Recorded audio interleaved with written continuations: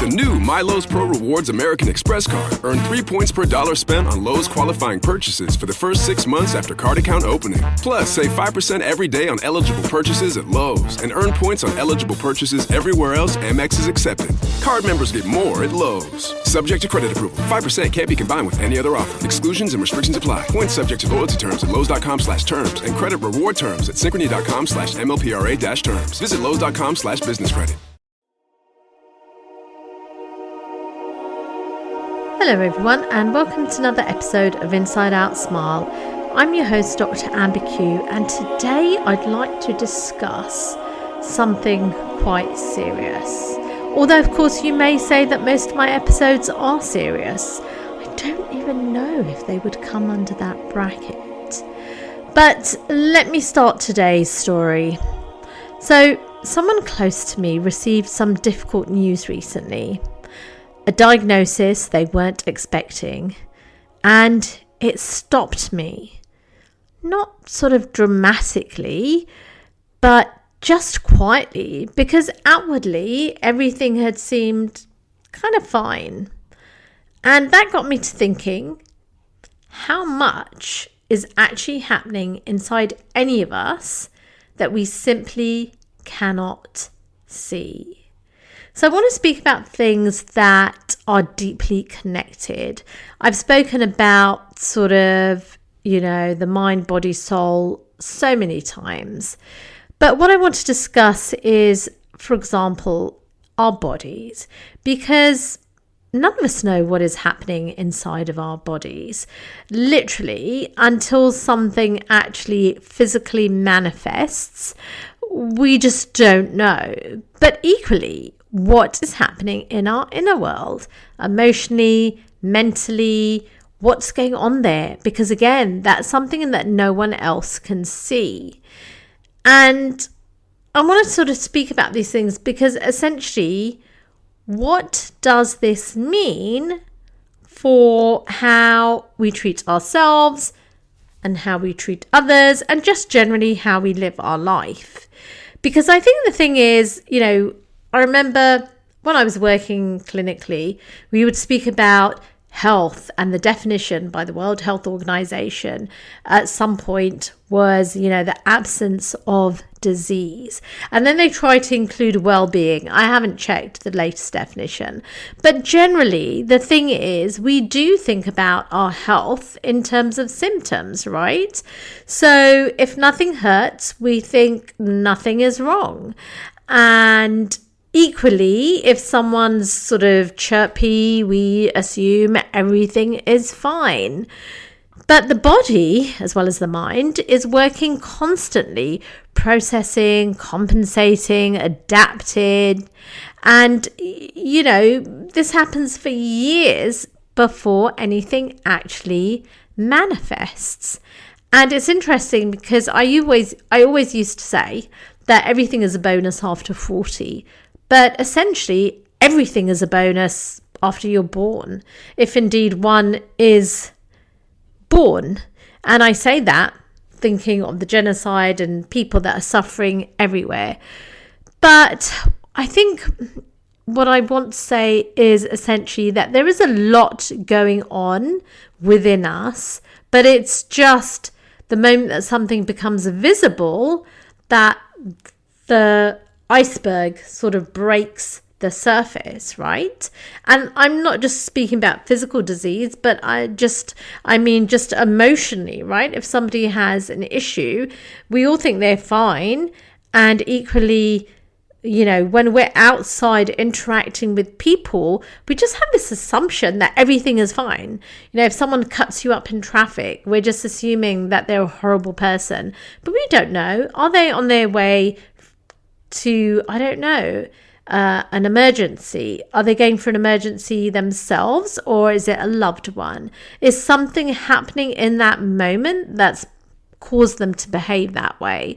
And I think the thing is that in terms of our health, most of us are kind of almost entirely disconnected from our bodies. And I know some people are wearing wearables and they can become obsessed by that. But I mean, just generally, we put push through tiredness. We override fullness. I was going to say we override hunger. But we're very blessed if we're in the Western world. There are other people that do have to override hunger. In the Western world, we tend to override fullness. But a lot of us sit with tension in our shoulders for so long that we forget it's there. It becomes our new sort of baseline, doesn't it? And we treat our body almost like a vehicle. It's something that we've got to use to its max, like revving up an engine. We want to get from, A to B, rather than thinking of it, I think, as something that is actually us communicating with us all the time. And I know some Islamic scholars certainly say that the soul is essentially the body, right? And so I think that when we speak about gratitude for the body, it's not just a feel-good practice. It's really a form of attention and of listening before the body actually has to shout. And again, I'm thinking of people, oh my gosh, in the genocide, who've had their limbs amputated or their limbs blown off. I don't know how many of us aren't grateful for the fact that we can get up in the morning and we can just, use our limbs. I think we don't realize these things until we are affected or we know someone that's affected. But I think that, again, as I said, that definitions of health now are becoming more holistic. But do we see this on a day-to-day basis? Do we actually practice this on a day-to-day basis? Because essentially, I would say that in terms of our bodies, unless we're having everything scanned, and I know some people do that, some of the longevity experts, but generally, no, the normal person doesn't have their whole body scanned. So none of us know what is happening inside the body. So we don't know what's happening inside our body. We don't know what's happening in somebody's body, someone else's body. And we certainly can't see what's happening in their inner world. And so the person who seems fine, for example, the colleague who's always composed, or the friend that's holding it together, we have no idea what people are carrying emotionally, mentally, spiritually. None of us do. And yet we are so quick to judge people and to make assumptions. And I'm not excusing myself within this. I'm just thinking that, hey, I can be short with people. I can be impatient. I can take others at surface value without even considering the depth of what might be going on underneath. Think about the last couple of interactions that you've had. Do you connect with or resonate with what I'm saying? Because honestly, I feel that there's so much depth to life. And I feel that also our soul and our inner life is reflected in everything, right? In the choices we make for our health or our relationships or our energy. I think that our soul and our inner being are not separated from the body. As I said, in Islam, it's all essentially one, in terms of the fact that the soul is almost, it's kind of entangled within the body. And so, of course, for example, we have the spiritual heart as well as the physical heart. And essentially, everything is in conversation, right? So, and we know that latest research is showing that the heart has its own intelligence. And so the thing is that there is that whole concept, right, of when someone is struggling emotionally, it's going to manifest somewhere in the body. When the body is suffering, it's gonna, it's all a reflection, right? And certainly for Muslims, in Ramadan, you are more spiritually elevated because you're kind of controlling that sort of, you're controlling the body by not giving it food.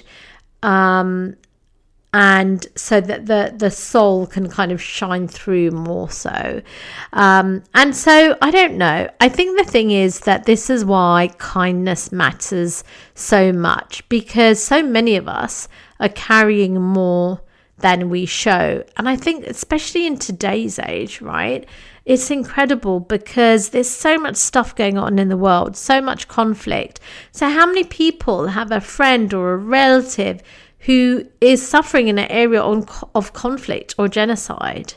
And I don't know, I feel that, so, you know, we have that on one level, but then equally we have, you know, so there's one thing where we could be kind to others and think about what they're carrying, but then what about kindness to ourselves and what we're carrying as well? Because I know that, you know, I would never speak to a friend in the way that sometimes I speak to myself when I'm like, oh my gosh, why did I do this?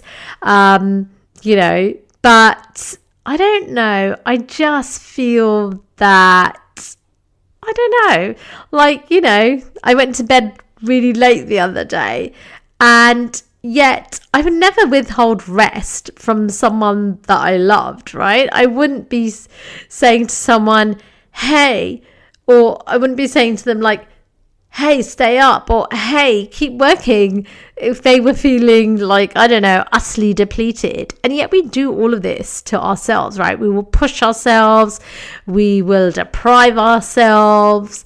And so I think the thing is that, you know, quite often people almost see it as, I don't want to say a weakness, but I think a lot of people feel almost, depending on what's happening in their inner world, that maybe, I don't know, they don't deserve kindness. I'm not sure.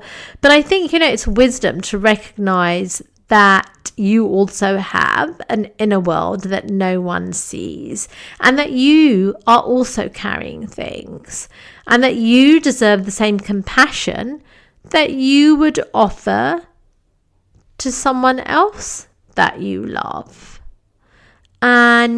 or to someone that you love. So I don't know, something to sit with. How do you treat yourself? That's what I wonder. And so I think the thing is that if we are in agreement that the body, mind, and soul are all connected, and I'm using these terms loosely just to kind of get my point across, but there is some controversy about the mind, but let's not go there at the moment. I will tackle that later, hopefully, in a different episode. But the thing is that if these are all connected and the effects of one ripples through to the other, then what we consume matters enormously. And I've spoken about this before, that, you know, consumption includes everything, not just food, not just what we drink, but everything that we're consuming, the adverts that we see, the content that we scroll through, you know, the conversations that we have, just all that noise that we fill our silence with. And also, I think, you know, the thoughts that we entertain about ourselves and others. I just think that every single thing becomes part of our inner environment, and that inner environment shapes everything, right? Our health, our clarity, our capacity for everything, you know, for example, being present for the ones that we love. And if we want to be mindful for what we consume, we really are doing that because we essentially have some respect for our own value, so that we know that we are worth protecting, which again, you know, I'm not going to delve deeply into that at the moment, but it does come back to what I was saying a couple of minutes ago about, you know, choosing to be kind to ourselves, and, you know, maybe pushing ourselves when we're tired because maybe we think we don't deserve, I don't know, that TLC, tender loving care, for those in a different country, because I know I have listeners all over the world, which is just amazing. Oh my gosh. I mean, it's just so thrilling to know that there are people in Vietnam, in Singapore, Iraq, just everywhere listening. It's just incredible. Honestly, it's just incredible. It's just everywhere. I mean, I could list the countries. I mean, actually, shall I list the countries? Because that would be so much fun, right?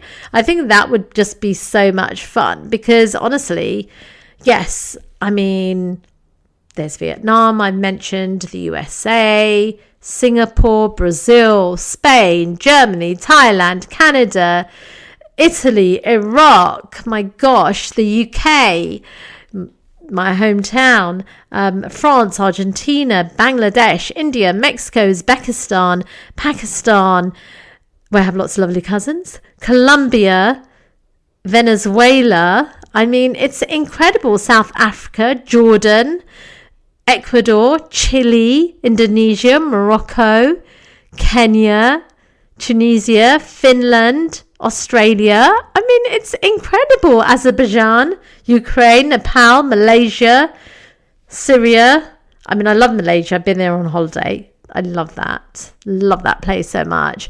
Bolivia. I'm sure these other countries are gorgeous as well. Peru, Algeria, Qatar, Bosnia.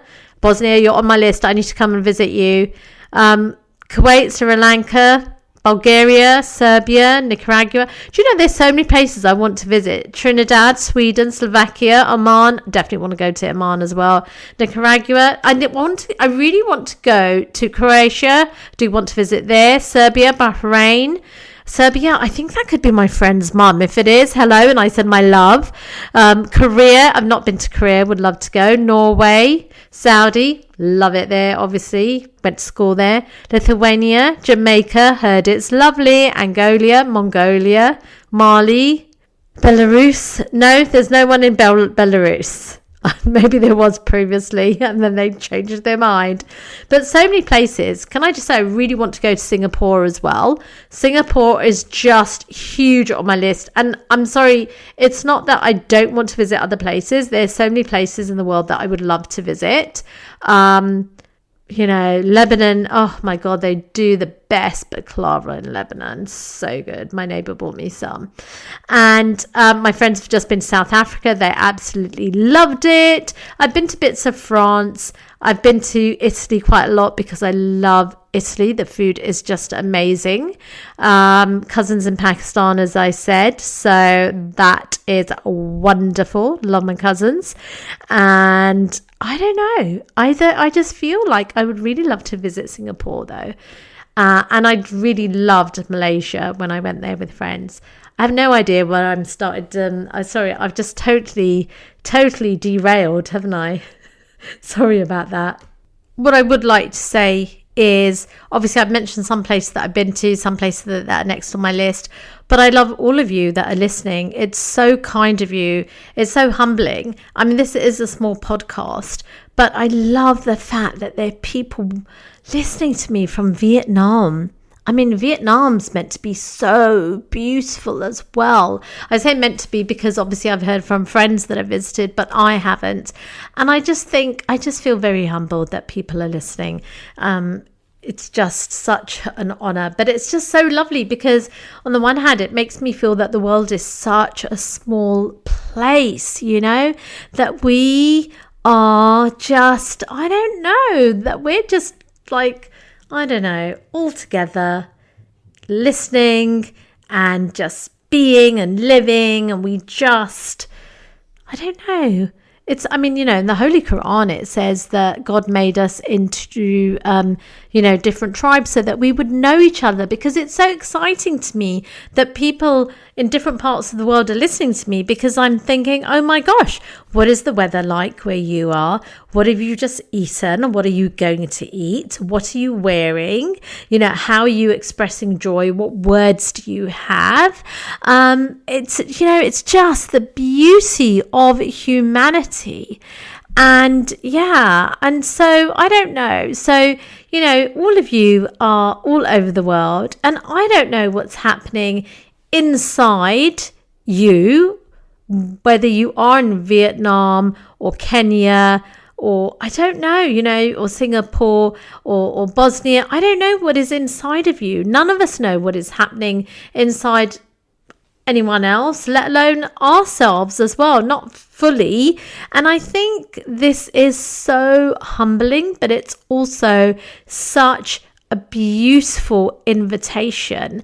And I really want to say, pay attention to yourself, be gentle with yourself, consume with intention, extend that kindness to yourself and to others, so give to yourself inwardly, which I think sometimes can be really difficult. And I do feel that sometimes the people that give the most to themselves inwardly, who give the most to others outwardly, give themselves the least inwardly. I'm not saying that always happens, but the other day I was in the supermarket and I was lifting up the romaine lettuce section because I wanted one that was underneath, and I was kind of, when you're kind of contemplating, I've lifted a box using both of my hands, so how am I going to get a lettuce from underneath?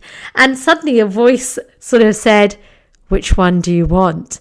And I turned, and it was this lovely Italian chap that I knew years ago who used to get ice cream for my little poodle. And it was so lovely to see him. And he has now become a holistic pet health coach.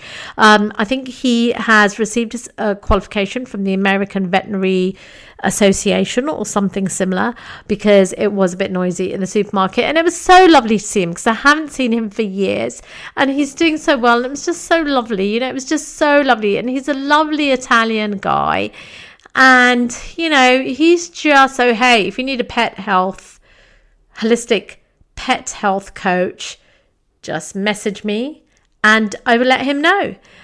He could probably do virtual sessions, although I think he takes your pet out, your dog out, for example. But anyway, but the point is, it's just so lovely knowing different people. And I really, I keep saying that. I'm aware that I've said this a few times, and I don't actually know if you guys would want this.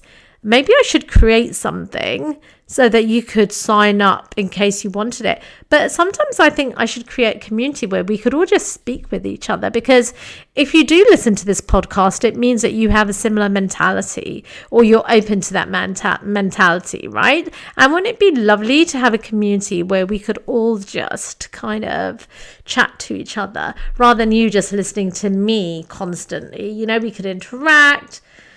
I don't know if it's something that you guys would want. Maybe I should see if you guys would want that. And I'm aware that this podcast episode is probably one of the longest that I've ever done, because I'm just so amazed by all the countries, I've been to Spain a few times as well. I love Spain. Well, when I say a few times, twice. I've been to Barcelona and Madrid, but I love them both.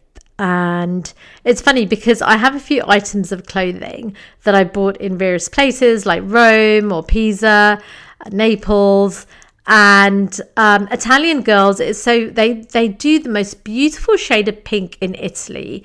So I've always bought clothes from Italy, and I did buy a jacket actually in Barcelona as well.